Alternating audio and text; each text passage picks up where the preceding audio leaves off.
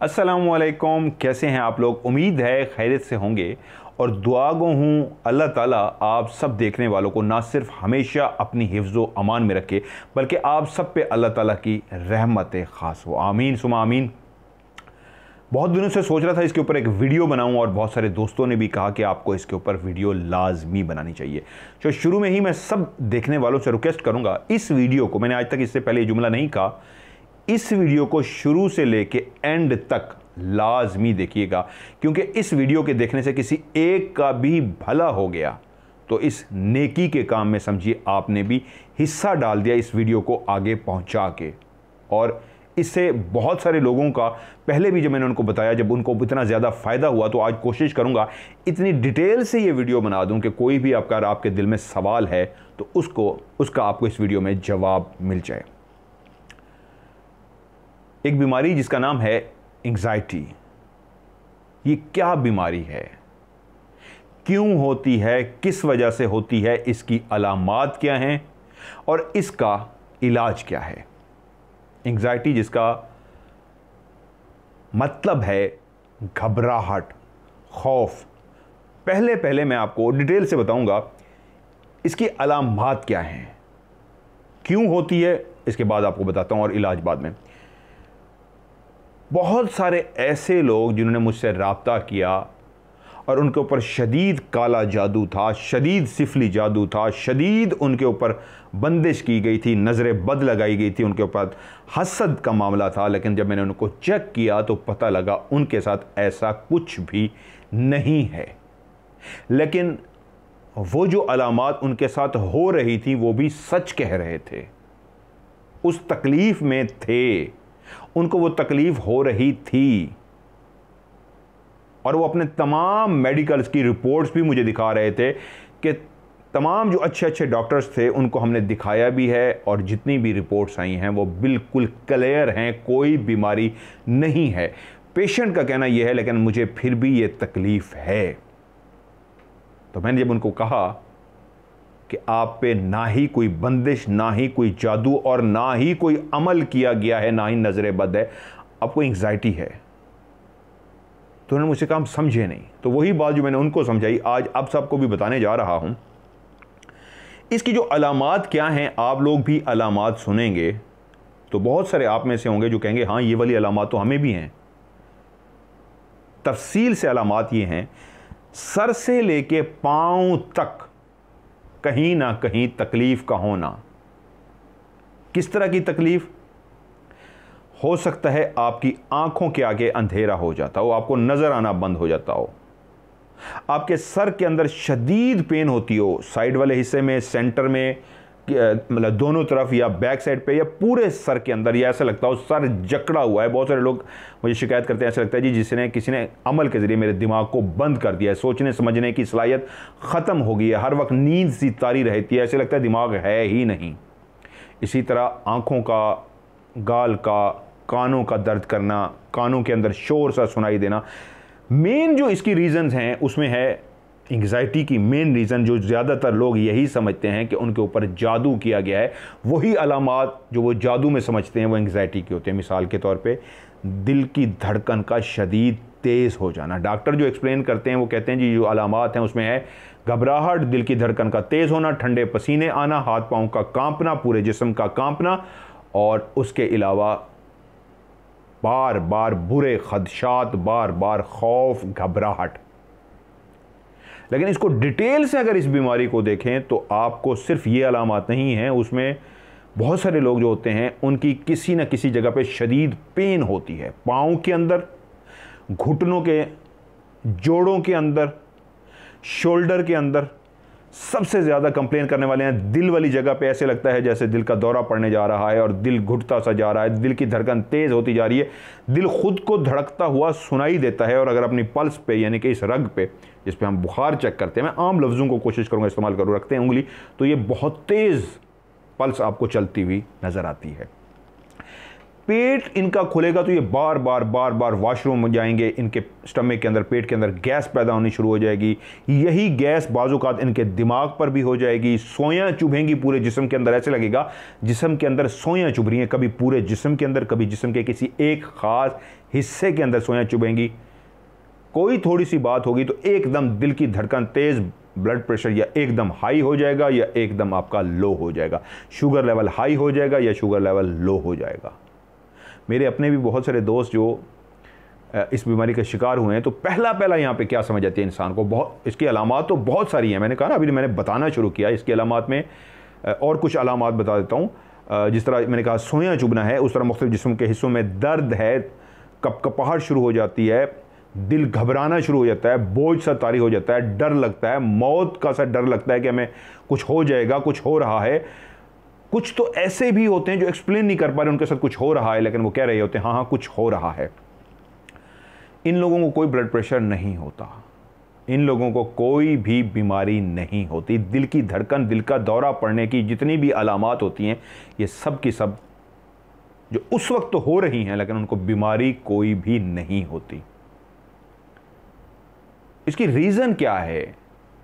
ये जितनी भी अलामात हैं, जादू में भी तो यही इस्तेमाल होती हैं।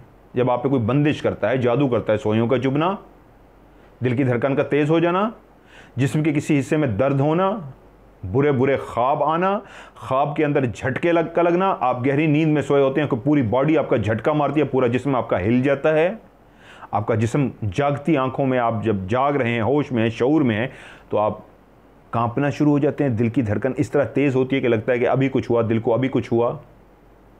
तो ये सब कुछ तो जादू की अलामात हैं, तो फिर हम इसको एंग्जाइटी का लफ्ज़ क्यों दे रहे हैं? होता ये था, वक्त के साथ साथ साइंस ने, मेडिकल ने भी तरक्की की है। एक वक्त था जब इस तरह का पेशेंट, उसको ये बीमारी होती थी, तो वो जब डॉक्टर के पास जाते थे और वो बताते थे कि जी हमें ये प्रॉब्लम है। अब हर बीमारी का जिस्म के किसी आज़ा के साथ कनेक्शन है। अगर ब्लड प्रेशर ऊपर नीचे हो रहा है तो उसका भी किसी एक पार्ट्स के साथ कनेक्शन है, हार्ट का है तो उसका तमाम चीज़ों का, यहाँ तक कि अगर आपको बार बार वॉशरूम की हाजत आ रही है, आप छोटा पेशाब करने के लिए बार बार जा रहे हैं, तो वो भी तो गुर्दों की वजह से कोई ना कोई लिंक है जिस्म के साथ। तो जब वो डॉक्टर के पास जाते थे, जी हमें ये प्रॉब्लम हो रही है, बार बार हो रही है, हम मिसाल के तौर पे बार बार वॉशरूम जा रहे हैं, तो भाई डॉक्टर फौरी यही कहेगा इनको शुगर हो गई है, या आप कहेंगे जी मेरा बीपी एकदम ऊपर हो जाता है, हाई चला जाता है, लो चला जाता है, डेफिनेटली आपको वो टैबलेट देंगे, जी आप ब्लड प्रेशर की गोली खाएं। मेरे दोस्त जिनके साथ ये मसला हुआ है, उनको जब इस जगह पे पेन हुई है शदीद किस्म की, वो हॉस्पिटल गए हैं, तो डॉक्टर ने उनको कहा है कि आपको एक छोटा सा हार्ट अटैक आ चुका है। वो परेशान हो गए हैं, उनको फौरी तौर पे कहा गया कि आपको स्टंट डाले जाएंगे। कोई अल्लाह वाले नेक लोग भी उनके साथ थे, उन्होंने कहा यार अभी इतनी जल्दी डलवाने की ज़रूरत नहीं, अभी आप ठीक हो, डरो मत। लेकिन वो बज़िद थे दोस्त, नहीं मुझे डलवा लेने दें, कहीं ये ना हो फिर एक दौरा पड़ जाए दिल का। तो उन्होंने कहा पहले किसी और हॉस्पिटल में भी चल के हम इसको ज़रा पता कर लेते हैं। वो और जगहों पे भी गए, पता किया, तो डॉक्टरों ने कहा यस दिल की धड़कन जो है बेतरतीब है, इसकी तरतीब कुछ ठीक नहीं आ रही, आप ये वाला टेस्ट करवाएं, आप ज़रा इस पे भी टेस्ट करवाएं। सारे टेस्ट करवाते रहे, यहाँ तक कि उनकी टैबलेट भी उन्होंने खानी शुरू कर दी।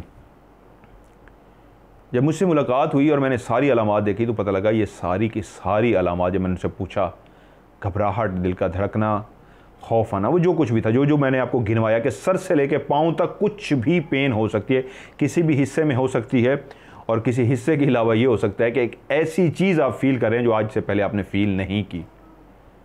मिसाल के तौर पे आपको सिर्फ ये भी फील होगा कि इस जगह के अंदर ऐसा लग रहा है कि जैसे कोई छुरी से मुझे काट रहा है, और आपको फील हो रहा है, ऐसा नहीं कि नहीं फील हो रहा है। जिस तरह मैंने बात अधूरी रहेगी कि डॉक्टर के पास आप जाते हैं और कहते हैं जी ये बीमारी है, डॉक्टर टेस्ट करते हैं, टेस्ट आपके बिल्कुल क्लियर आते हैं, तो मरीज़ कहते हैं इस डॉक्टर को समझ नहीं आया, दूसरे डॉक्टर के पास चलो। वो भी जब टेस्ट करता है, टेस्ट क्लियर आते हैं, तो फिर आप सोचने पर मजबूर हो जाते हैं, जब टेस्ट भी क्लियर हैं, तकलीफ़ भी शदीद है, फिर क्या है?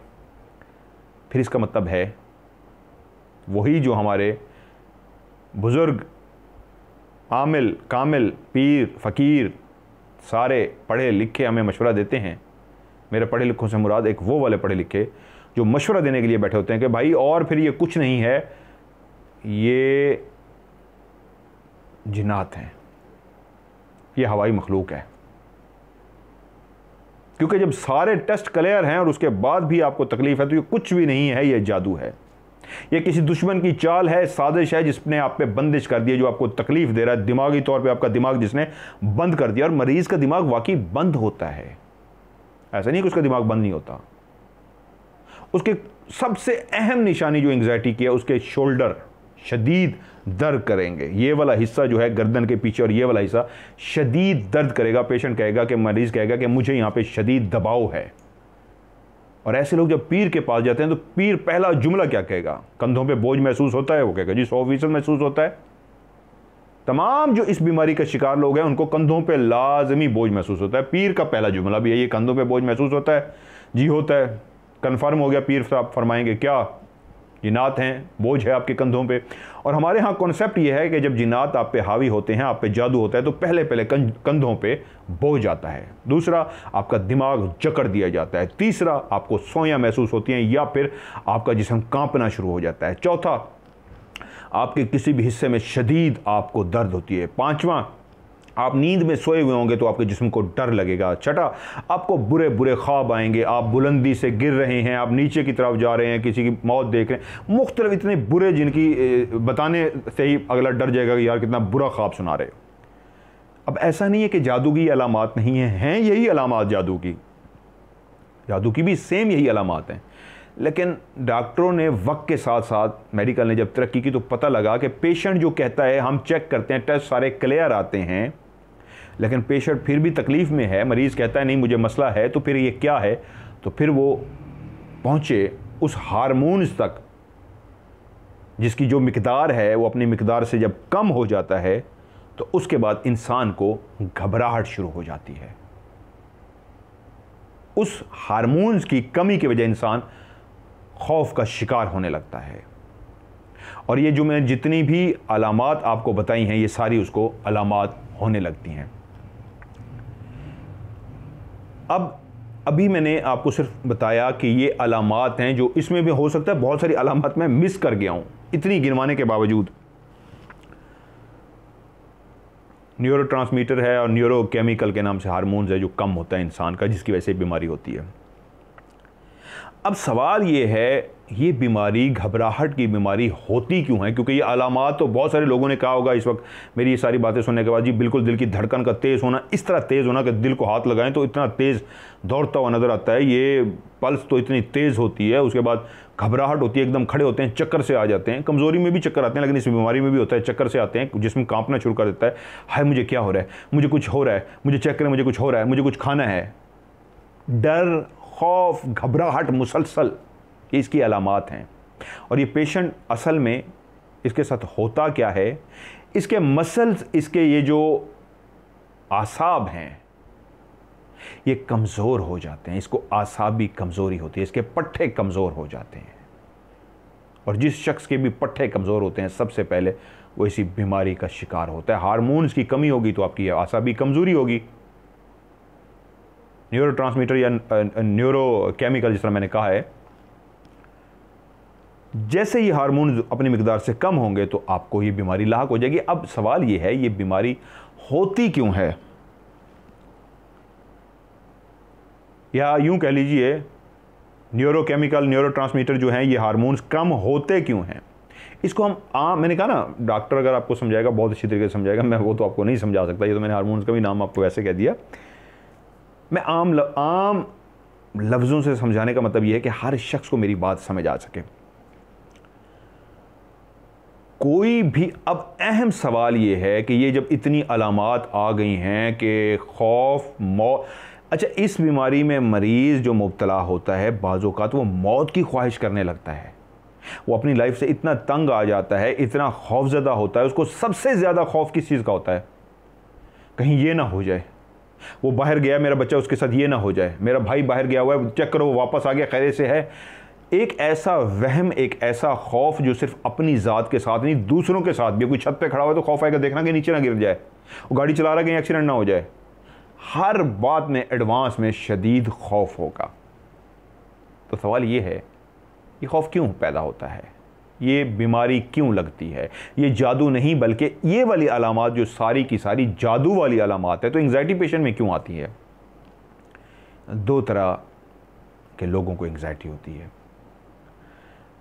जिनके भी आसाब मजबूत होंगे, एंग्जाइटी वैसे हर इंसान को होती है, लेकिन इंसान उसको कंट्रोल कर लेता है।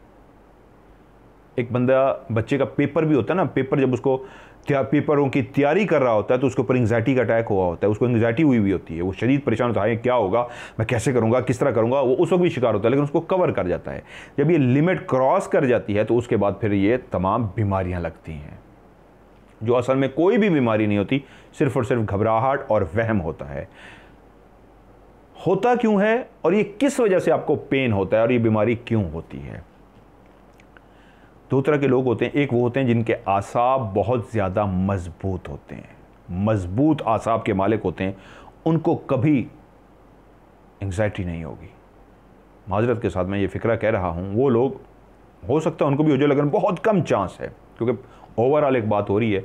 वरना वो लोग जो इधर के नहीं उधर की जुगाड़ लगा ली, उधर नहीं, यानी दो नंबरी करके, मतलब उसको मैं क्या एक सोफिस्टिकेटेड लफ्ज़ देना चाह रहा हूँ, यानी मैं बुरा लफ्ज़ भी उनके लिए इस्तेमाल नहीं करना चाह रहा। ऐसे लोग ना जो सख्त जान होते हैं, सख्त दिल होते हैं, कोई लव नहीं, कोई केयर नहीं, कोई किसी की परवाह नहीं, भाड़ में जाए दुनिया, अपनी बस सोचनी है, किसी को मार के भी आगे निकलना है तो बस उन्होंने निकलना है, उन्होंने अपना काम कर लेना है, तो उनको कभी एंग्जाइटी नहीं होगी। किन को होगी? इनको होगी जो दिल के बहुत अच्छे होंगे, ये उनको होगी जो सिंसियर होंगे, जो मुखलिस होंगे, जो दो नंबर नहीं होंगे। ये भी सुन लें, मैंने लफ्ज़ ना कहते कहते माजरत कह दिया। क्यों? दो तरह की सोच होती है। एक होती है ये सोच, ये क्या होगा, उसका हम हल कर लेते हैं, ये तो ये हो जाएगा। एक है आने वाले वक्त का क्या होगा, उसकी हमें समझ नहीं आती। आने वाले वक्त में जो हम सोचते हैं ना कि आने वाले वक्त में ये बात कैसे होगी, इसको जब हम सोचते सोचते सोचते इतना दिमाग पे सवार कर लेते हैं तो उसके बाद पट्टे हमारे ऑलरेडी कमज़ोर होते हैं, आसाब हमारे कमज़ोर होते हैं, ये जो कंधे वाला हिस्सा हमारा कमज़ोर होता है, तो हम उसको अपने दिमाग पे सवार करना शुरू करते हैं। तीन, जिस तरह मैं पहले भी कई दफ़ा आपको कह चुका हूँ, शऊर, लाशऊर और तहतुल शऊर। आप सेंसेस में हैं, शऊर में हैं, इस वक्त इसके सेंसेस काम कर रहे हैं, तो ये शऊर में बैठा हुआ है। कॉन्शियस, आपकी कॉन्शियस जो है वो आपका शऊर है, इसी तरह आपका लाशऊर है, इस तरह आपकी वो मेमोरी जो है वो तहतुल शऊर है। इस वक्त आप और मैं बात कर रहे हैं तो दोनों शऊर के अंदर हैं, हम एक दूसरे से बात कर पा रहे हैं, समझ पा रहे हैं। जब हम सो जाएंगे तो हमारा शऊर सो जाएगा, लाशऊर हमारा जाग जाएगा, और तहतुल शऊर हमारी मेमोरी को कहते हैं। जब हम ख्वाब देखते हैं तो हमारा लाशऊर, यूँ समझिए उसमें से एक सीडी निकाल के या एक सोच, एक ख्याल निकाल के, तहतुल शऊर यानी मेमोरी से निकाल के हमें ख्वाब की सूरत में दिखा रहा होता है। जो लविंग, केयरिंग और मोहब्बत करने वाला मुखलिस इंसान, सच्चा इंसान, रब से लगाव करने वाला इंसान, बहुत सारे लोग नहीं भी करते होंगे रब से लगाव, कहने का मतलब है दीन से ज़रा दूर होंगे, लेकिन बहुत सारे दीन में भी जो शामिल होंगे उन सब पे ये लागू होते हैं लोग। क्या? किसी भी ऐसी बात को जब दिल पे सवार करते हैं और वो अपना दुख किसी से बयान नहीं कर सकते, वो अंदर ही अंदर उसको सोचते हैं, इस बार ये बीमारी होती क्यों है। जब अंदर ही अंदर उस बीमारी को, उस दुख को, उस बात को, बीमारी को नहीं माजरत, उस बात को जो उनके दिल पे लग गई है कि ये क्या हो गया मेरे साथ। अहम पॉइंट आज की वीडियो का, सबसे अहम पॉइंट, ये मेरे साथ क्या हो गया है, और दूसरा जुमला मेरे साथ ही क्यों हुआ है, सबसे अहम जुमले हैं। जब इंसान ये गर्दान करता है मेरे साथ ही क्यों हुआ है, तो वो फिर और एक उदासी में, परेशानी में चला जाता है कि मेरे साथ ही क्यों। असल में उसका गिला अपने रब के साथ चल रहा होता है। वो जिस भी मज़हब से ताल्लुक़ रखता है, अपने उस मज़हब जिसके मानने वाला है जिसका, वो उससे गिला कर रहा है, मेरे साथ ही क्यों। मैंने दो नंबरी नहीं की, मैंने किसी का हक नहीं मारा, मैंने डाका नहीं मारा, मैंने ये गलत काम नहीं किया, तो फिर मैं ही क्यों। जब ये तकरार उसके अपने अंदर ही अंदर चलती है, मैं ही क्यों, तो समझिए वो उस ट्रैक पे चल पड़ा है जिस ट्रैक पे इस बीमारी की इब्तिदा होती है, जहां से ये बीमारी शुरू होती है। अब क्या होगा, मैं ही क्यों सोचते सोचते उसको पहल कहां से होगी, ख्वाब के अंदर झटके लगने शुरू हो जाएंगे, जागते हुए भी उसको बैठे बैठे पैनिक अटैक होने शुरू हो जाएंगे। दिल की धड़कन एकदम तेज़ हो जाएगी, जिस्म घबराना शुरू हो जाएगा। बीमारी शुरू कहाँ से हो रही है? किसी एक पॉइंट जो दिल में खुब सा गया है, चुभ सा गया है, उसको सोचते सोचते दिमाग पे सवार करते करते हुआ क्या, उसके आसाब पहले ही बहुत कमज़ोर थे, या उसने सोच सोच के आसाब अपने जो थे वो इंतहाई कमज़ोर कर लिए, उसको आसाबी कमज़ोरी होगी। और मेडिकल की राह से मैंने जिस तरह कहा, न्यूरोट्रांसमीटर और न्यूरोकेमिकल, उस हार्मोन्स का नाम न्यूरोकेमिकल जिसको कहते हैं, वो हार्मोन जिस तादाद में होने चाहिए जिसमें, वो कम हो गए मेडिकल की रोशनी में। और आम लफ्ज़ों में क्या हुआ, हम उसको कहते हैं उसके पट्टे कमज़ोर हो गए, आसाबी कमज़ोरी हो गई। जब उसके आसाबी कमज़ोरी हुए, पट्टे भी कमज़ोर हुए, तो दिमाग के अंदर वो जो खौफ बैठ गया है, दिमाग के अंदर वो जो घबराहट बह गई है, अब वो दिमाग कर क्या रहा है? आपको सुई नहीं चुभी, लेकिन दिमाग आपको सुई की चुभने का जो एक एहसास है वो दिला रहा है। जब वो दिमाग आपको एहसास दिलाता है कि आपको सुई चुभी है, तो आपको वही तकलीफ होती है जो सुई चुभने से होती है, लेकिन आपको कोई असल में सुई चुभी नहीं है। दिमाग आपको एक एहसास दिलाता है आपके पाँव के अंदर शदीद पेन है, और दिमाग ही पूरे जिस्म पे कंट्रोल रखता है, तो आपको पाँव के अंदर उसी जगह पे शदीद पेन महसूस होता है, क्योंकि दिमाग कह रहा है इस जगह पे पेन है, तो पेन भी होता है, लेकिन असल में पेन नहीं है। तो समझने वाली बात क्या है? समझने वाली बात यह है कि सर के इस हिस्से में अगर शदीद दर्द हो रहा है, तो असल में दिमाग ने आपको कहा है मुझे यहाँ पे दर्द हो रहा है, दर्द है नहीं, लेकिन सारा जिस्म पे कंट्रोल दिमाग का है। जो दिमाग कहेगा वही होगा। मिसाल के तौर पे एक छोटा सा टीका लगाते हैं बंदे को और उसको बेहोश कर देते हैं, उसके बाद आप उसकी पूरी टांग भी काट लें ना, पूरी टांग काट लें, तो वो चूं भी नहीं करता बंदा। क्यों? खून भी चल रहा है, पूरा जिस्म, मतलब उसका होश, मतलब सिर्फ बेहोश हुआ है ना। बेहोश क्या है? दिमाग बेहोश है ना, दिल तो पंप कर रहा है, खून भी, ब्लड भी सर्कुलेट कर रहा है। तो टांग काटने में उसको तकलीफ क्यों नहीं हुई? क्योंकि वो जिसने चूं करनी थी वो दिमाग है। उसने कहना था ओए मैं मर गया, मेरी टांग कट रही है, वो तो सोया पड़ा है और आपने टांग काट दी, उसको एहसास ही नहीं हुआ। लेकिन जब दिमाग जाग रहा है तो आप उसको यूं नाखूनों से चूंडी भी वड़ देंगे ना, तो वो कहेगा हाय मैं मर गया, क्योंकि दिमाग को तकलीफ का एहसास हुआ। दिमाग असल में एहसास करता है तो हमें लगता है कि ये काम हुआ है। जब दिमाग सोया पड़ा है तो आप कुछ भी कर लें, क्योंकि एहसास नहीं है। सोया है ना जिसने एहसास दिलाना है, तो हमें कुछ भी नहीं हो रहा। तो ये एहसास दिमाग दिला रहा होता है कि इस जगह पे पेन है, इस जगह पे पेन है, दिल के कुछ होने लगा है, अंदर बोझ बन गया, यहाँ पे गैस हो गई है। वो जो कुछ दिमाग एहसास दिलाता जाता है, वैसी वैसी हमें बीमारी महसूस होती जाती है, बीमारी नहीं होती। मिसाल के तौर पे जिस्म का ठंडा हो जाना इस बीमारी की अलामत है। हाथ पांव ठंडे हो जाएंगे उसके, और आपको उसके हाथ पांव देखेंगे वाकई ठंडे होंगे। तो कैसे हुए?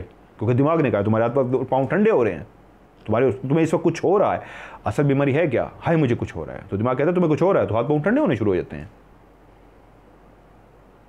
दिमाग जो कुछ कहता है वो होता जाता है। तो असल में खौफ में वो दिमाग आया हुआ है। दिमाग जब खौफ में आ गया, उसने सोचा ना हाय मुझे क्या हो गया है, तो फिर वो इंसान शदीद तकलीफ़ में चला गया है। मैं इतनी डिटेल से समझाने की कोशिश इसलिए कर रहा हूँ कि कोई बात याद है, क्योंकि एक लंबी वीडियो इस पे बन सकती है, लेकिन मैं कोशिश करूँगा इसको मुख्तसर करूँ। तो जब ये दिमाग खौफ में आता है, हाय मुझे क्या हो गया है, तो फिर दिल की धड़कन आपकी तेज़ हो जाएगी। आपको ऐसे लगेगा आपको दिल का दौरा पड़ने जा रहा है। और बहुत सारे लोग होते हैं जो जाके टेस्ट करवाते हैं और डॉक्टर बताते हैं नहीं इनको कुछ भी नहीं है। लेकिन कुछ बेवकूफ़ डॉक्टर या देखते हैं दिल की धड़कन बेतरतीब है, तो उस बेतरतीबी को शक में पड़ जाते हैं, यार इसको कुछ हुआ तो नहीं है, बाकी कोई मसला तो नहीं है। वो बेतरतीबी उस खौफ की वजह से जो एंग्जाइटी ने पैदा हुई है, घबराहट जो आपके अंदर खौफ पैदा हो चुका है, उसकी वजह से दिल की धड़कन बेतरतीब हो रही है। आप 15 टेस्ट करवाएंगे, 15 टेस्टों के अंदर आपका दिल बेतरतीब आएगा। खौफ आपका ब्लड प्रेशर ऊपर नीचे कर देगा। कुछ लोगों को ज़्यादा नींद आनी शुरू हो जाएगी इस बीमारी को। कुछ लोगों की नींद ही खौफ से उड़ जाती है कि अगर मैं सोया तो कुछ हो जाएगा, वो सो ही नहीं सकते।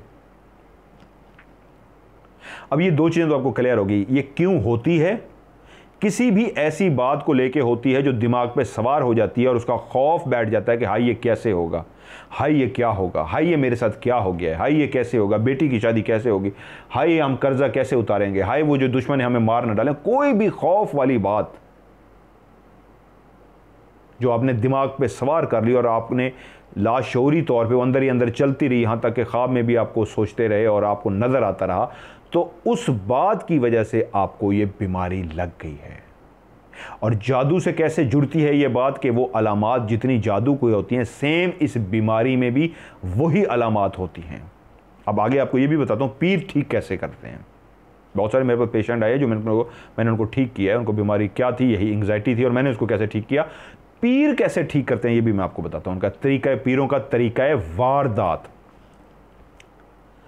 अब पहले हम डिस्कस कर लेते हैं, मेरे ख्याल में बीमारी आपको समझ लग गई होगी, किसी भी खौफ का दिलो दिमाग पर सवार होना, और इस हद तक सवार होना कि पट्टे आसाब कमज़ोर हो जाएं। जब आपके आसाब कमज़ोर हो जाएंगे, सबसे पहले इन पे बोझ आएगा, दर्द करेंगे बहुत ज़्यादा, पीछे गर्दन वाली जगह पे दर्द करेगी, और उसके बाद इनमें से कोई भी अलामत आएगी जो मैं इतनी ज़्यादा अलामतें गिनवा चुका हूँ, तो मतलब आप इस बीमारी का शिकार हो चुके हैं। अब हम पहले ज़रा डिस्कस कर लेते हैं क्या खाएं तो ये बीमारी ठीक हो सकती है। असल इलाज क्या है वो मैं बाद में बताता हूँ। पहले जो डॉक्टर कहते हैं कि ये क्या खाएं जिससे ये बीमारी ठीक हो सकती है, दो काम तो आपने ज़रूर करने हैं, एक खुराक और दूसरा वॉक लाजमी करनी है, पानी का इस्तेमाल करना है और वॉक ज़्यादा से ज़्यादा करना है, जितना चल सकते हैं आधा घंटा आपने लाजमी सुबह शाम करेंगे तो ज़्यादा अच्छा होगा। वॉक करें ज़्यादा से ज़्यादा, वो तमाम लोग जिनको ये बीमारी है वॉक लाजमी करें, अगर नहीं करेंगे बीमारी में मज़ा नहीं आएगा, मतलब ठीक नहीं होगी। जितना ब्लड सर्कुलेट करेगा, तेज़ी से चलेगा जिस्म के अंदर, तो उतना ज़्यादा आपकी बीमारी कम होगी। एक बात क्लियर, पानी का इस्तेमाल ज़्यादा और वॉक चलना ज़्यादा। दूसरा, हम जब कोई भी खुराक खाते हैं तो उसमें से तीन चीज़ें हासिल करते हैं, कार्बोहाइड्रेट, फैट्स और प्रोटीन। ये हमारी खुराक से होती हैं जो हमारे जिस्म को मिलती हैं। जो हम प्रोटीन हासिल करते हैं वो भी काफ़ी जो अज्जा होते हैं उसमें, एक उसमें चीज़ होती है प्रोटीन तो हर चीज़ के अंदर है, मतलब बहुत सारी चीज़ें हैं जिनमें, क्योंकि पहले भी मुझसे सवाल पूछा गया इसलिए मुझे याद आ गया, प्रोटीन नहीं खानी। प्रोटीन तो बहुत सारी चीज़ों के अंदर होती है, लेकिन प्रोटीन के अंदर भी एक चीज़ है जिसका नाम है ट्रिप्टोफैन। Yes, tryptophan. ये किन चीज़ों में होती है ट्रिप्टोफैन? ये मुझे पहले भी कहा था, बहुत सारे लोगों ने कहा जी हम तो प्रोटीन वाली काफ़ी चीज़ें खाते हैं तो फिर क्यों नहीं, प्रोटीन के अंदर जिसमें ट्रिप्टोफैन ज़्यादा हो वो आपने खानी है। वो किन चीज़ों में हो सकती है?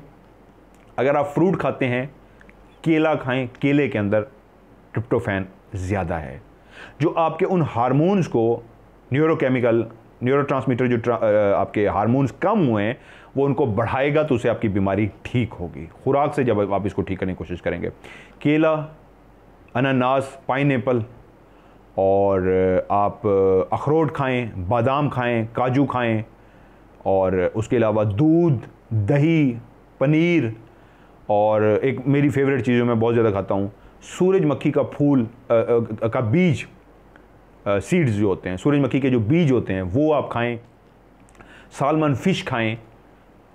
ये जितनी भी चीज़ें हैं ना, इनके अंदर आपको क्वांटिटी ज़्यादा मिलेगी ट्रिप्टोफैन की, जिसकी वजह से ट्रिप्टोफैन की वजह से जो क्वांटिटी आपको मिलेगी, तो उससे हार्मोन्स का जो लेवल होगा वो अपनी जगह पे वापस आएगा, जो कम हो गया था वो बढ़ना शुरू हो जाएगा, तो उससे आपकी बीमारी ठीक होगी। बेहतर है आप डॉक्टर के पास जाएं, डॉक्टर को ये अलामात बताएंगे, डॉक्टर आपसे 2-3 चीज़ें पूछेगा तो उसको कंफर्म हो जाएगा। डॉक्टर पूछेगा आपको क्या बीमारी, आप कहेंगे कि जी दिल की धड़कन तेज़ हो जाती है, फ़लाँ जगह पे तकलीफ़ होती है, घबराहट बहुत ज़्यादा होती है, और वहम बहुत ज़्यादा होता है, बुरे बुरे ख़यालात आते हैं, हाय क्या होगा, ये ज़्यादा होता है, हाथ पाँव कांपते हैं जिसमें पसीना आता है, ठंडे पसीने आते हैं, पेट खुल जाता है, बार बार वॉशरूम की ज़रूरत पेश आती है, ब्लड प्रेशर ऊपर नीचे होता है। ये तमाम अलामात जब हम बताएंगे डॉक्टर समझ जाएगा इसको एंग्जाइटी है, वो आपको मेडिसिन देगा। करना क्या है, आपने दवाई की तरफ नहीं जाना। आज जिस मकसद के लिए मैंने ये वीडियो बनाई है वो ये है, आपने दवाई की तरफ नहीं जाना। दवाई की तरफ लग गए आप तो फिर आपको दवाई ही खानी पड़ेगी सारी ज़िंदगी। मैं ऐसे बहुत सारे लोगों को जानता हूं जिनको 10-10 साल हो गए हैं वो एंग्जाइटी की टैबलेट खा रहे हैं। जैसे ही वो गोलियां छोड़ते हैं, टैबलेट छोड़ते हैं, उनको फिर बीमारी शुरू हो जाती है। तो आपने ये दवाई नहीं खानी। अगर खा रहे हैं दवाई तो उसके बाद आपने क्या करना है, क्योंकि जब आपको पैनिक अटैक होते होंगे तो फौरी तौर पे जो डॉक्टर ने दवाई लिखी होगी ठका ठक आप पानी के साथ खा लेते हैं। तो करना क्या है,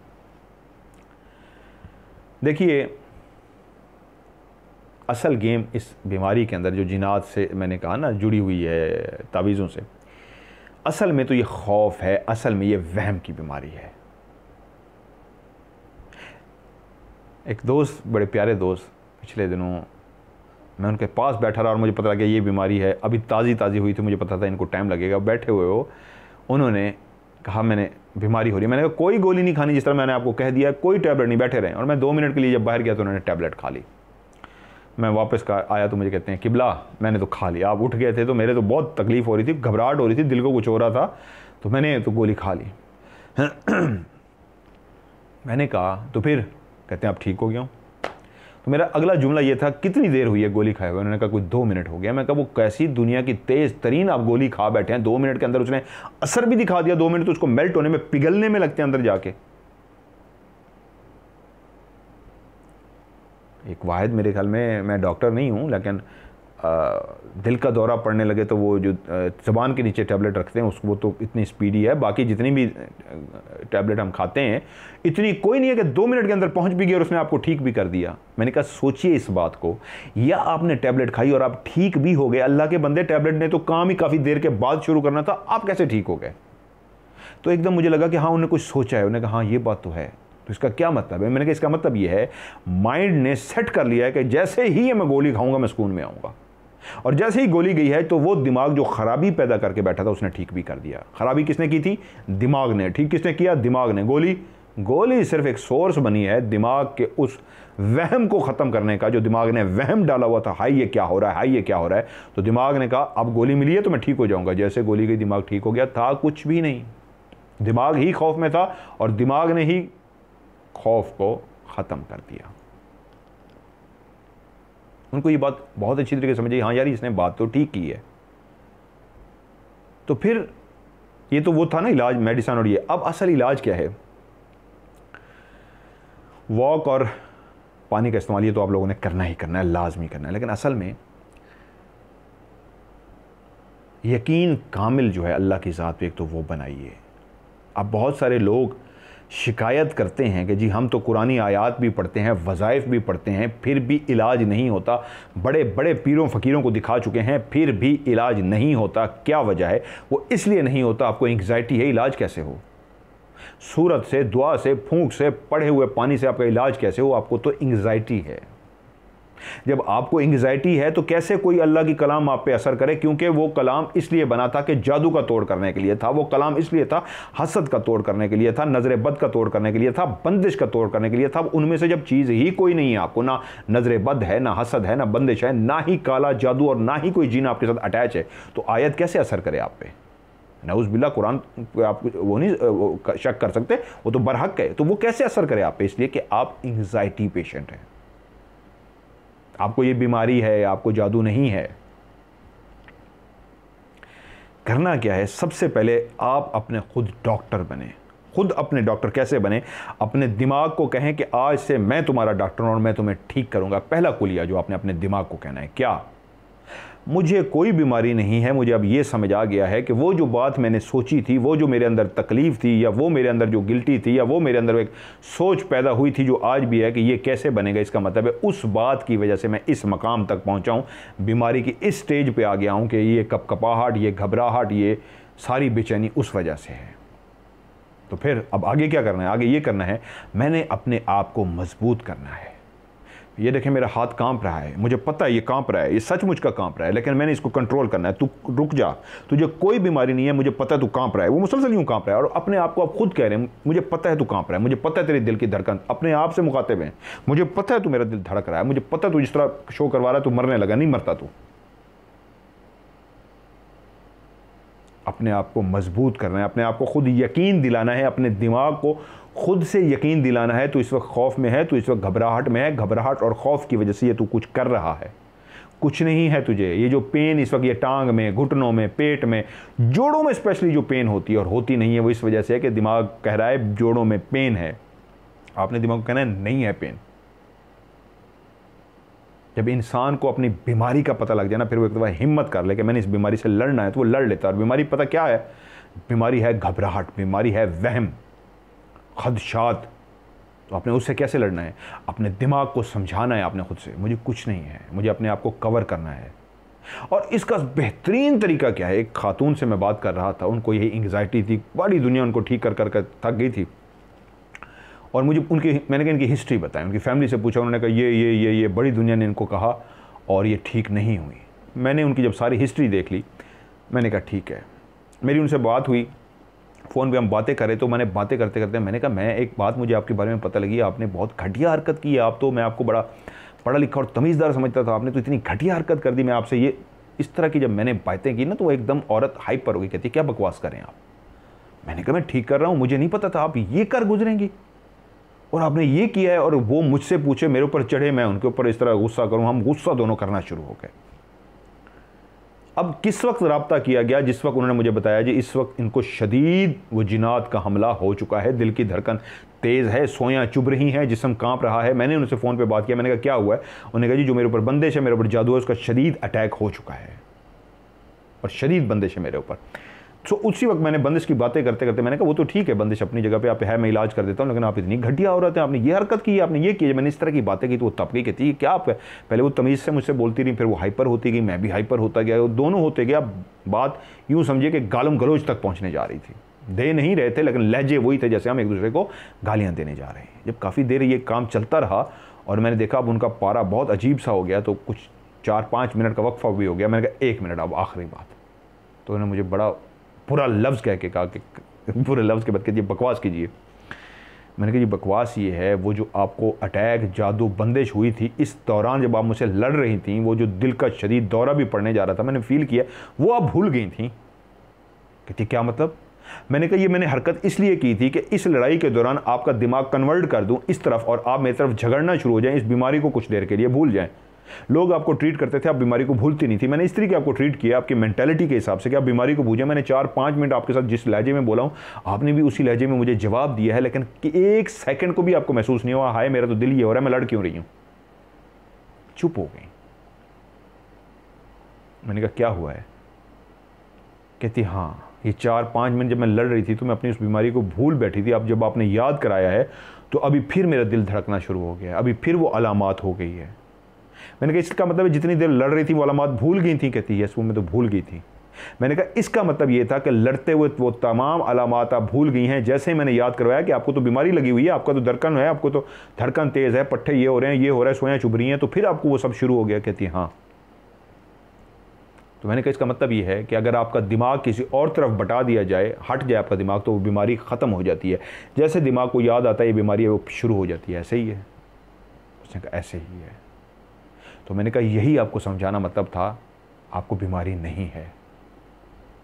मैं आपको समझाता, लेक्चर देता, दिमाग हटाता, आपका दिमाग फंसा हुआ था, मैं आपकी हिस्ट्री ले चुका था कि ये नहीं इधर उधर जाती। तो मैंने आपको अटैक ही ऐसा किया कि आपके ऊपर ऐसा इल्ज़ाम लगाऊं कि आप गुस्से में आ जाएं। तो अब मुझे पता था आपका दिमाग गुस्से की तरफ चला जाएगा, तो गुस्से में आप अपनी बीमारी को भूल बैठी थी और अब भी आपको एहसास हुआ कि वाकई में बीमारी भूल गई थी। तो इसका मतलब ये है कि जब भी आपको अपनी बीमारी का पता लग जाए तो अपने दिमाग को कहाँ पर लगाएं? हंसने की तरफ लगाएं। सैड चीज़ें नहीं देखनी, बुरी चीज़ें नहीं देखनी, उदास चीज़ें नहीं देखनी। हंसने वाला कोई ड्रामा देखें, हंसने वाली कोई मूवी देखें, हंसने वाला कोई कुछ भी वीडियो देखें, कुरान मजीद की तिलावत शुरू कर दें। ऐसी चीज़ जिससे आपका दिमाग हट जाए इस बीमारी से। क्योंकि मैं कुरान का अगर लोगों को कहता हूँ ना तो बहुत सारे लोग कहते हैं जो पढ़ते हुए भी हालत ऐसी रहती है, दिमाग बढ़ता नहीं है उनका और खौफ की तरफ वो चले जाते हैं। इसलिए मैं कहता हूँ फिर आप ऐसी काम करें जिस पे आपका दिमाग बढ़ जाए। सबसे अहम काम, किसी के साथ बैठ के बातें शुरू कर दें। उसको ये एहसास मत दिलाएं कि मुझे कुछ हो रहा है, मुझे कुछ हो रहा है। अगला भी इसको क्या कहेगा, छाड़िए यार कुछ नहीं हो रहा, आपको क्या हो गया है, मैं जवान ऐसे कुछ हो रहा है, छोड़ो इस बात को, आगे चलो। और इस तरह बातों में इन्वॉल्व हो जाएं। आपको लगेगा वो आधा घंटा वो घंटा आप बीमारी को भूल गए। और जब एक दफ़ा दिमाग को ये लग गया, एहसास हो गया वाकई यार बातों में मैं बीमारी को भूल जाता हूँ, तो फिर आप अपनी बीमारी को कंट्रोल करना शुरू कर देंगे। इसका बेहतरीन हल ही यही है, आप कभी भी अपने आप को ऐसी जगह पे इन्वॉल्व करें, बेशक 5 मिनट के लिए हो या आधे घंटे के लिए हो या 5 घंटे के लिए। आप देखेंगे उस इन्वॉल्वमेंट में जब आपके दिमाग से ये बात निकल जाएगी कि मुझे ये बीमारी है, तो आप ठीक रहेंगे। जैसे दिमाग में ये बात आएगी मैं बीमार हूँ, तो घबराहट, दिल की धड़कन, वो सब अलामात आ जाएंगी। तो अपने आप को मसरूफ़ कीजिए ऐसी काम में जिसमें आपका दिमाग हट जाए। आखिरी बात, जब हम पीरों फ़कीरों के पास जाते हैं और बहुत सारे लोग वहाँ से ठीक हो के आते हैं, वो क्या कोई सलवात रखते हैं, कुछ पढ़ते हैं? नहीं। सारी गेम कहाँ की, आप इतनी तफसील से बोलने के बाद आप समझ चुके होंगे, सारी बात है दिमाग की। दिमाग के अंदर खौफ होता है और वो जो पीर फ़कीर आमिल कामिल बना बैठा है उसको पता है कि इसके साथ मैंने कैसे दिमागी तौर पे खेलना है। जब भी आप किसी ऐसी लोकेशन, ऐसी जगह पे जाएंगे जो उनके आस्थाने होते हैं, आप इन पे जाते हैं, तो वहाँ पे एक इन्वायरमेंट उन्होंने क्रिएट किया होता है। खुशबुएँ फैलाई होती हैं, अगरबत्तियाँ जलाई होती हैं, हक हू अल्लाह हू आवाज़ें होती हैं, अजीब सा एक माहौल होता है जिससे पहले आपने नहीं देखा होता। आप जाते ही थोड़े से आप दबक जाते हैं। मिसाल के तौर पे आज मेरी दोस्तों से भी बात हो रही थी एक ऑफिस में हम इंटरव्यू देने के लिए जाए ना, और वहाँ पे कोई सूटेड बूटेड बॉस बैठे हैं, बड़ा लग्जरी माहौल हो, तो आप दबक जाते हैं, वो मैं कहाँ आ गया हूँ, थोड़े से आप ढीले पड़ जाते हैं, कन्फ्यूज़ होते हैं।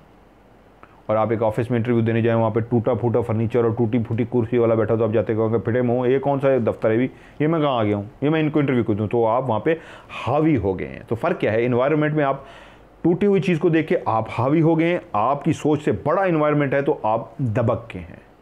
इसी तरह 5 ये जो कायनात है, ये एक फ्रिक्वेंसी पे बनी हुई है, ये सब चीज़ें एक फ्रिक्वेंसी है। कुन जो था वो एक फ्रिक्वेंसी जनरेट था। मिसाल के तौर पे 5 जो लम्स हैं, हमारे 5 चीज़ें हैं जो जिनको हम महसूस करते हैं, ये कानों से आवाज़ों का सुनना, ये आवाज़ की फ्रिक्वेंसी को, मैं इस वक्त जो बोल रहा हूँ, मेरे मुंह से जो फ्रिक्वेंसी निकल रही है, हर लफ्ज़ की अपनी फ्रिक्वेंसी है। ये माइक लगा हुआ है, ये कैच कर रहा है और उस लफ्ज़ को आप सुन रहे हैं। कहाँ से सुन रहे हैं? कानों से। सो आप कानों से फ्रिक्वेंसी ले रहे हैं, और ये फ्रिक्वेंसी कहाँ जा रही है? यही कान अपनी फ्रिक्वेंसी लेके, जो सिर्फ सुनने की फ्रिक्वेंसी है, इस पिछले हिस्से में जहाँ पे दिमाग है उसको पहुँचा रहे हैं, और वो कह रहा है ठीक है, ये लफ्ज़ मुझे समझ आ गया, ये बात मुझे समझ आ गई है। दूसरी फ्रिक्वेंसी क्या है?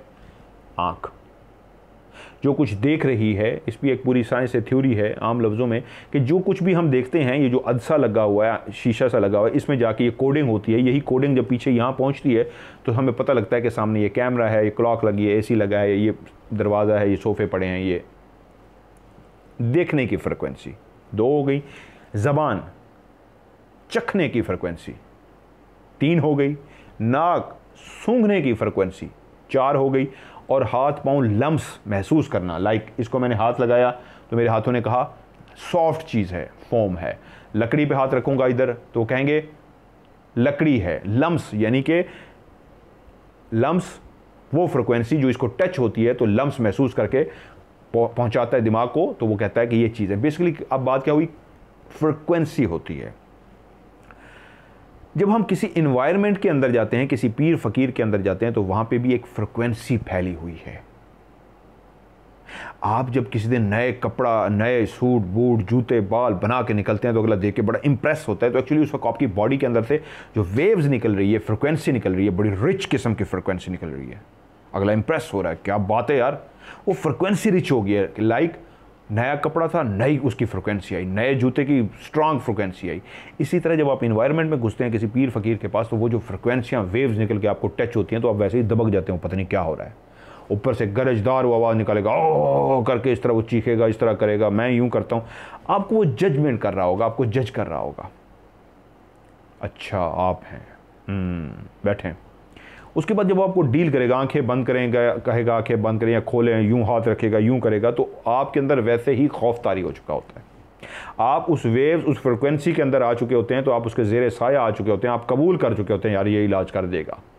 और अगर आप उसकी फ्रिक्वेंसी में ना आए तो पता आप क्या कहेंगे? ये मेरा इलाज करेगा, नहीं करवाना इससे। तो इसका मतलब है वो वेव्स, वो फ्रिक्वेंसी, वो माहौल जो था आप पे असरअंदाज नहीं हो सका। लेकिन ज़्यादातर असरअंदाज होता है।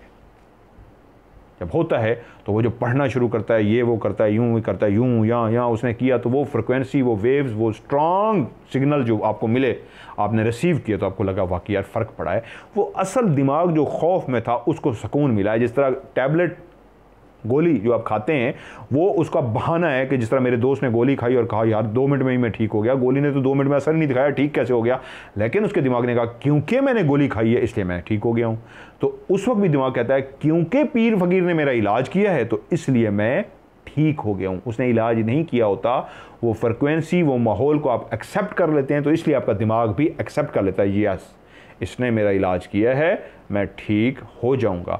और बहुत सारे लोग जो ठीक होकर नहीं आते, तो वो उसकी फ्रिक्वेंसी को, उस वेव्स को, उस सिग्नल को एक्सेप्ट नहीं किए होते, तो उन्हें कहता है यार ये क्या ठीक करेगा। क्लियर होगी बात?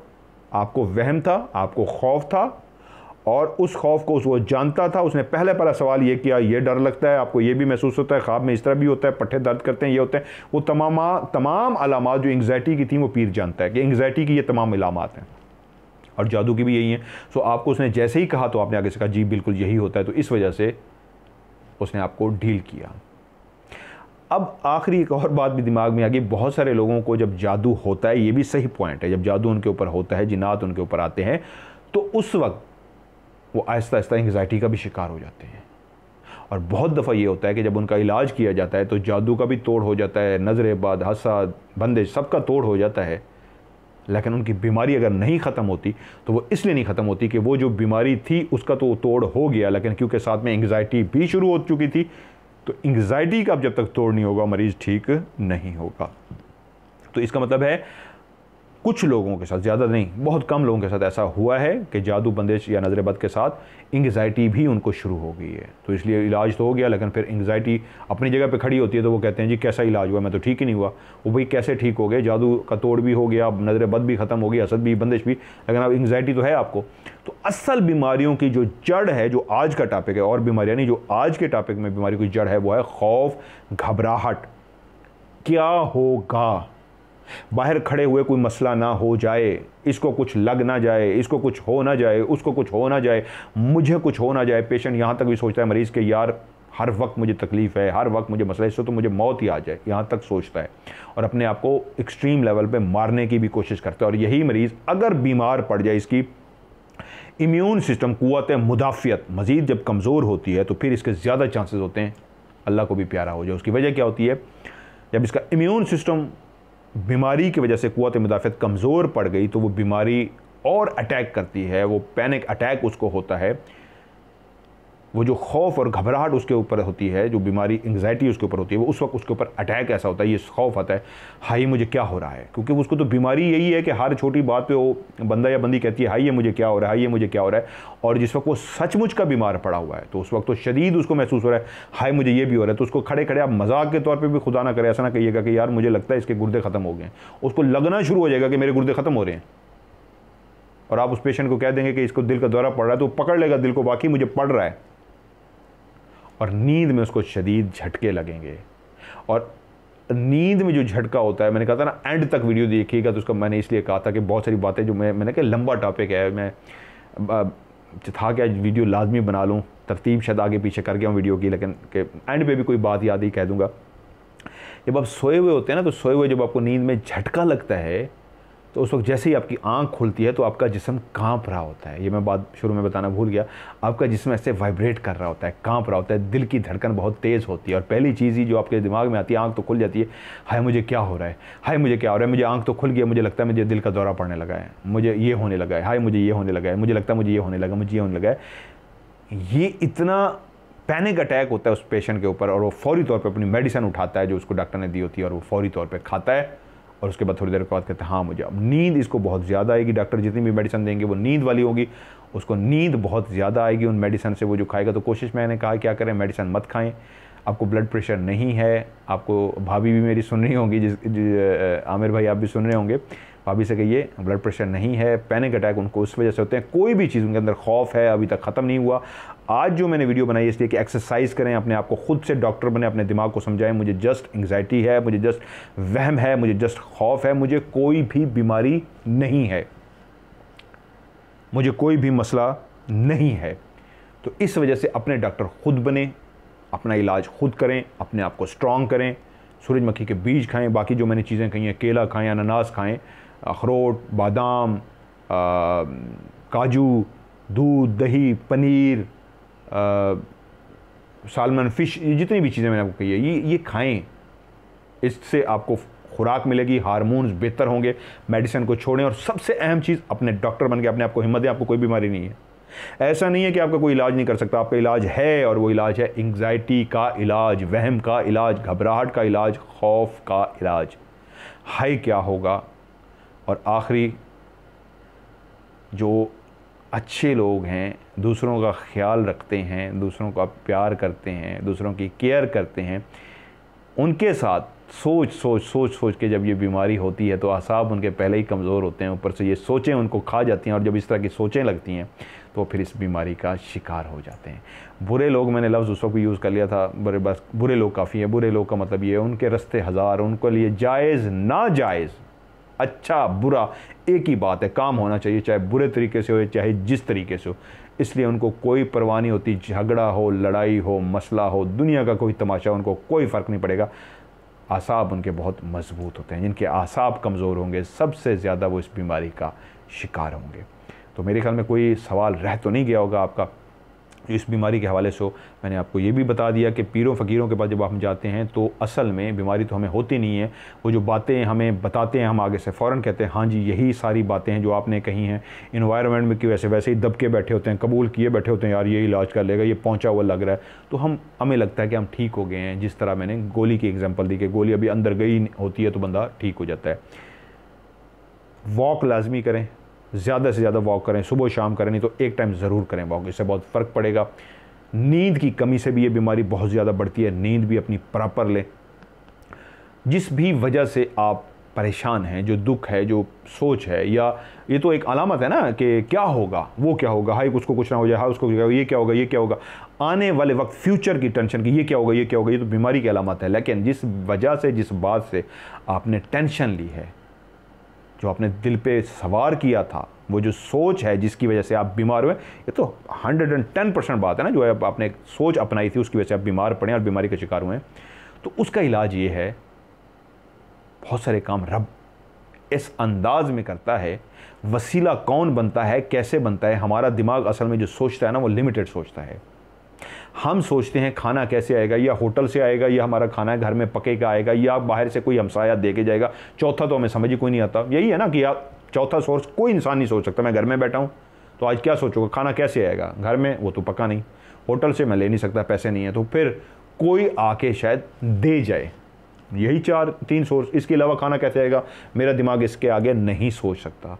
रब्बे कायनात इससे आगे सोचता है, उसको पता है खाना कैसे देना है, किस तरह मेरे खाने का बंदोबस्त करना है, उसको बेहतर पता है। ये भी हो सकता है वाइफ अलमारी खोले कहे ये यहाँ पड़ा था, ये तो मुझे याद ही नहीं है, वो पड़ा था या नहीं पड़ा था, रब ने पहुँचा दिया, खाना बन गया। आपने सोचा था घर में तो है कुछ नहीं, ये पड़ा था, ये बहाना बना। वो कहीं से भी पैदा कर देगा। जहाँ हमारी सोच ख़त्म होती है ना, उसने लिमिटेड सोचती है, उससे ऊपर वसी है वो। असल में जब ये यकीन कामिल, ये तवक्कल ख़त्म हो जाता है कि करना उसने है और हम अपने ज़िम्मे ले लेते हैं कि नहीं यार हमने करना है और कैसे होगा, तो वहीं पे ये बीमारी शुरू हो जाती है। खुदा पे तवक्कल कीजिए, उसने करना है, हमने नहीं करना। जिसका ये तवक्कल मजबूत हो गया कि यार जब करना ही रब ने है, मैं क्यों टेंशन लूँ, उसको एंग्जाइटी नहीं होगी। और मैंने कहा ना, ये शरीफ लोगों को होती है, और शरीफ लोग हमेशा गिला जो करते हैं वो रब से लफ्ज़ों में नहीं करते, खामोशी से रखते हैं और दिल ही दिल में कहते हैं मेरे साथ ही क्यों। तो असल में वो गिला है किससे, रब से। तो इस वजह से उनको बीमारी होती है। तो इसलिए तवक्कुल रखें। हम जितना सोच सकते हैं अल्लाह उससे कहीं आगे जानता है, तो इसलिए उस पर छोड़ें। आज इंजॉय करें। मिसाल के तौर पे ये जगह है जहाँ पे मैं बैठा हूँ, मैं इसको एंजॉय करूँ। यार रब ने इतना ज़बरदस्त एक झूला दिया जिसमें मैं बैठा हूँ, कल की कल देखूँगा, तो आज इस झूले पे बैठ के ये देखें मैं झूले ले रहा हूँ, खुश हो जाऊँगा।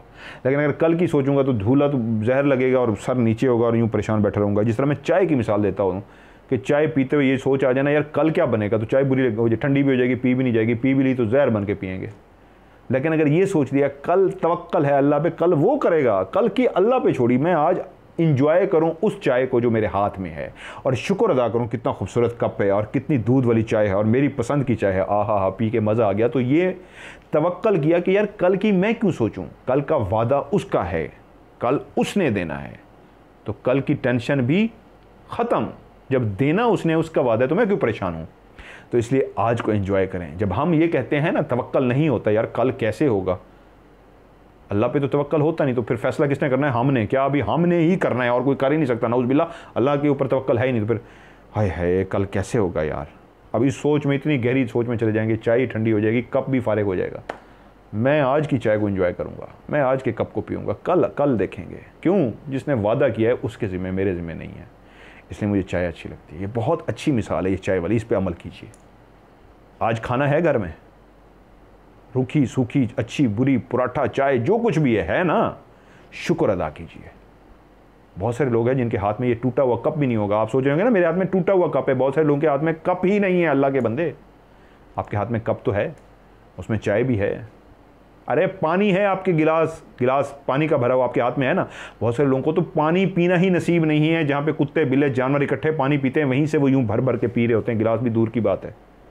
आपके पास है अल्हम्दुलिल्लाह।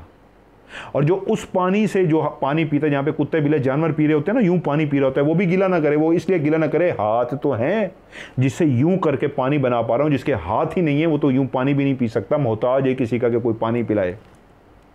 तो ऊपर वालों को देखने के बजाय नीचे वालों को देखेंगे तो आपके मुंह से पता क्या निकलेगा? शुक्र, अल्हम्दुलिल्लाह, या अल्लाह तेरा लाख लाख शुक्र है, अल्हम्दुलिल्लाह अल्हम्दुलिल्लाह, ये निकलेगा। कल अल्लाह पे डाला तवक्कुल, तो ये बीमारी भी ख़त्म करने का बेहतरीन हल है, उस पर डालें। आज को एंजॉय करें, आज है ना, जो है बेहतर है। वो तमाम लोग जिनके साथ बीमारी है, अपने अपने घरों को देखें, खाना पीना रहना उठना बैठना देखें, आप लाखों नहीं हज़ारों नहीं करोड़ों से बेहतर हैं। तो जब आप करोड़ों से बेहतर हैं तो कल की टेंशन किस बात की? क्योंकि ये बीमारी है भी इस चीज़ की, कल क्या होगा, हाय ये क्या होगा, वो क्या होगा, आपकी जिम्मेदारी नहीं है। तवक्कल वो करेगा। आज को एंजॉय करें। मैं एक लफ्ज़ कहता होता हूँ, चवलियाँ। ये मेरे दोस्तों में एक लफ्ज़ कहता था, यार चवलियाँ मारे। वो कहते चवलियाँ क्या? मैं कहते हैं ऐसे हंसे खाम खा, वो वाला लतीफ़ा सुनाओ, ये वाली बात करो, उसको छेड़ो, उसको दिल आज़ारी नहीं, दिल नहीं दुखाना। ऐसे हंसते हैं, बातें करते हैं, तो बस 1 घंटा 2 घंटे जो बैठते हैं तो फ्रेश हो जाता है दिमाग, वापस आ जाते हैं। हंसा करें, रोना धोना और टेंशन वाली बातें साइड पे, हंसें, खुश हों, तो इंशाल्लाह ये बीमारी भी ख़त्म हो जाएगी। मज़ीद कुछ भी पूछना चाहते हैं तो मैं हाज़िर हूँ। बस सिर्फ ख्याल रखना है, आपने वॉक करनी है, वॉक नहीं छोड़नी, पानी का ज़्यादा इस्तेमाल करना है और कोशिश करना है खुश रहना है अपने दिमाग को। अगर जब भी उदासी की तरफ, इस बीमारी की तरफ, घबराहट की तरफ जाने लगे तो आपने अपने आप को बिज़ी कर लेना है कि ऐसी जगह में जहाँ पे दिमाग आपका इस सोच से हट के उस तरफ चला जाए जिस तरफ खुशी हो, या आप कुछ देर के लिए इस बीमारी को भूल जाएं। मज़ीद भी कोई बात या कोई सवाल आपके दिल में है जो इस हवाले से आप पूछना चाहते हैं, मुझसे बात करना चाहते हैं, तो पाकिस्तान में जो हैं वो तो डायरेक्ट नंबर मिलाएंगे, लेकिन जो पाकिस्तान से बाहर हैं, पाकिस्तान का पहले कोड +92 313 6655500। मैं रिपीट कर देता हूँ, +92 313 6655500। ये नीचे लिखा हुआ भी आ रहा है। इस नंबर पे आप मुझे व्हाट्सअप कीजिए, जिसको ज़रूरी होती है, इमरजेंसी होती है, उससे मैं खुद कॉल पे रब्ता करता हूँ। मैं कॉल किसी की भी अटेंड नहीं करता। या इसी प्रोग्राम, इसी वीडियो के नीचे कमेंट्स में आप लिखना चाहते हैं तो उसके नीचे भी आप मुझे कमेंट्स में लिख सकते हैं। मेरी कोशिश होगी इंशाल्लाह मैं आपको उसका रिप्लाई ज़रूर दूँ। तो मेरी तमाम देखने वालों से आज एक रिक्वेस्ट भी है, एक दूसरे के लिए दुआ भी किया करें। खुश रहने से आपकी बॉडी के अंदर नेगेटिव एनर्जी की बजाय पॉजिटिव एनर्जी निकलेगी। और जब आप हिम्मत पकड़ते हैं, फैसला कर लेते हैं और कहते हैं मैंने करके रहना है, तो आपके अंदर एक पॉजिटिव एनर्जी जनरेट होती है। मैंने पहले भी कई दफ़ा आप लोगों को बताया है, कायनात के अंदर से भी 2 तरह की एनर्जियाँ निकलती हैं, नेगेटिव एनर्जी, पॉजिटिव एनर्जी। और अगर आप पॉजिटिव एनर्जी लगाएंगे तो हर काम मुकम्मल कर लेंगे, जो नहीं भी होना वो भी हो जाएगा, नामुमकिन को भी मुमकिन बना देंगे। लेकिन अगर आप बुरा ख्वाब देखते ही नेगेटिव एनर्जी अपने ऊपर सवार कर लेंगे और कहेंगे मेरी छठी हिस्स कह रही है आज तो मेरे साथ बुरा होके रहेगा, क्योंकि मैंने ख्वाब में देखा एक सांप था जो मुझे डस रहा था, वो तो एक असल में ख्वाब था, लेकिन आपने अपनी नेगेटिव एनर्जी को जमा कर लिया ये सोच के कि मेरे साथ बुरा होना है, तो होना नहीं था।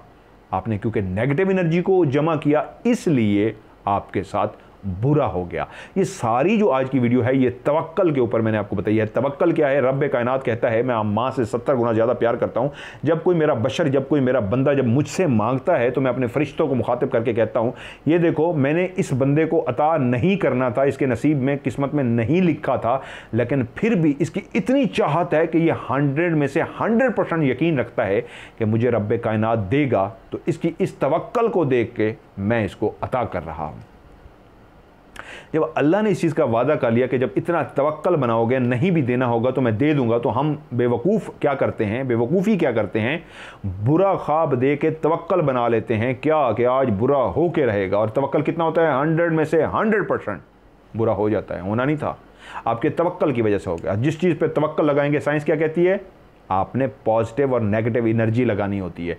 तवक्कल क्या बनाया? बुरा होके रहेगा, तो आपने असल में बुरी नेगेटिव एनर्जी लगा दी, आपके साथ बुरा हो गया। और वही ख्वाब जो आपने देखा कि मेरे साथ इतना अच्छा हो गया, आप उठते ही कहें आज तो मेरे साथ अच्छा होगा, मेरी छठी कह रही मैंने ख्वाब देखा है, तो असल में आप तवक्कल बनाते हैं कि आज मेरे साथ अच्छा होगा, तो आपके साथ अच्छा भी हो जाएगा। बुरे ख्वाब पे तो हम तवक्कल बनाते हैं, बुरा तो करते क्या हैं, नेगेटिव एनर्जी लगा देते हैं, बुरा हो जाता है। और अच्छे ख्वाब कहते हैं, अच्छे ख्वाब पे कहते हैं हम ये तो ख्वाब था। इसलिए तवक्कल बनाइए। जब आप तवक्कल बनाएंगे तो जो नहीं भी होना वो हो जाएगा। बीमारी है भी सही, जब तवक्कल बन गया मैंने इसको ख़त्म करना, मेरा मालिक ख़त्म करेगा, ख़त्म हो जाएगी। तवक्कल नहीं होगा यकीन कामिल नहीं होगा तो आप कुछ नहीं कर सकेंगे। तो आज सारी वीडियो का एंड यही है, यकीन कामिल बनाइए इस बीमारी पे भी कि लड़ना है मेरे, बस मैंने अहद कर लिया, मेरा यकीन है रब की ज़ात पे, अल्लाह मेरी मदद करेगा, मैं ठीक हो जाऊँगा। आप ठीक हो जाएंगे। नेगेटिव एनर्जी नहीं लगानी किसी भी चीज़ में। इस बीमारी में आपकी नेगेटिव एनर्जी ही आप पे अटैक करती है। बुरा सोचते सोचते नेगेटिव एनर्जी इकट्ठे करते करते आप इस स्टेज पे चले जाते हैं। तो आज की वीडियो में यह है, अपनी पॉजिटिव एनर्जी लगाइए, अपने आप को मजबूत कीजिए और अपनी पॉजिटिव एनर्जी जमा करके जब आप निकलते हैं ना, आज भी आपको दोस्त कहना यार तू जा तो रहा है, तेरा काम नहीं होगा, पता है आप क्या कहते हैं, मैं करके आवाँगा, वो होना नहीं होता। लेकिन आपने जो लफ्ज़ कहा ना मैं करके आवाँगा, वो एनर्जी लगा दी है, पॉजिटिव एनर्जी। जो आपने पॉजिटिव एनर्जी लगाई है उसकी बेस पे आप करके आएंगे। नहीं भी आगे हो रहा, आप लगे रहेंगे, इधर करेंगे इधर, आखिरकार आप कर लेंगे। घर से निकलते कोई कह दे कि यार आपका काम नहीं होना, आप कहेंगे हाँ यार कहते सही रहा, नहीं होना, तो आपने पहले ही नेगेटिव एनर्जी जमा कर ली, पता लगे काम नहीं होना। इसलिए हर काम से पहले पॉजिटिव एनर्जी कैसे होगी? यकीन कामिल, तवक्कल पे और आपकी कोशिश पे। आखिरी कहते कहते आखिरी काफ़ी लंबी करके वीडियो, लॉटरी भी निकलनी है ना, लॉटरी जिस दिन आपका यकीन कामिल बन गया कि आज लॉटरी मेरी है, 100 में से 100% यकीन कामिल और तवक्कल होगा, लॉटरी उस दिन आपकी निकलेगी। लेकिन अगर 99.999999% भी यकीन है, 1% मिस है, आपकी नहीं निकलेगी। जाइए इसको आजमा के देखिए। और बहुत सारे लोगों ने जो मुझे फीडबैक दिया है, मैं आपको अक्सर बताता भी रहता हूँ, बहुत सारे लोगों की नौकरी लगी है, बहुत सारे लोगों की शादी हुई है, बहुत सारे लोगों की औलाद हुई है, बहुत सारे लोगों ने कहते हैं हमने अल्लाह ताला के ज़ात पे यकीन कामिल तवक्कल बनाया, जिस तरह आपने समझाया था हमने पा लिया, इतना ज़्यादा फीड आया है, उनको मिल गया। इसलिए आज फिर दावे से कह रहा हूँ, यकीन कामिल तवक्कल बनाइए, आपको मिल जाएगा। यकीन कामिल होना चाहिए। आप मट्टी पत्थर को हाथ में पकड़ के कहें मुझे पता है ये पत्थर नहीं है, मेरे हाथ में सोना है, अगर यकीन कामिल बन गया, मुट्ठी खोलेंगे वो सोना होगा। शर्त क्या है? यकीन कामिल। सो आज की वीडियो से मैं इस दुआ के साथ आपसे इजाज़त चाहता हूँ, जो बीमार हैं अल्लाह ताला उनको सेहत कामिला अता फरमाए, और जो इस बीमारी का शिकार हैं, मेरी आज जितनी भी बातें हैं मैं अल्लाह से दुआ गो हूँ, वो इन बातों का असर लें अपने दिमाग पे और अपने आप के साथ अहद करके अपने आप को ठीक करें और अल्लाह की मदद भी उनके साथ शामिल हो। आप लोग अपना ढेर सारा ख्याल रखिएगा। मैं आपके लिए दुआ गो हूँ, आप मेरे लिए भी दुआ कीजिएगा। अल्लाह ताला आप सबको खुश रखे। खुदा हाफिज़।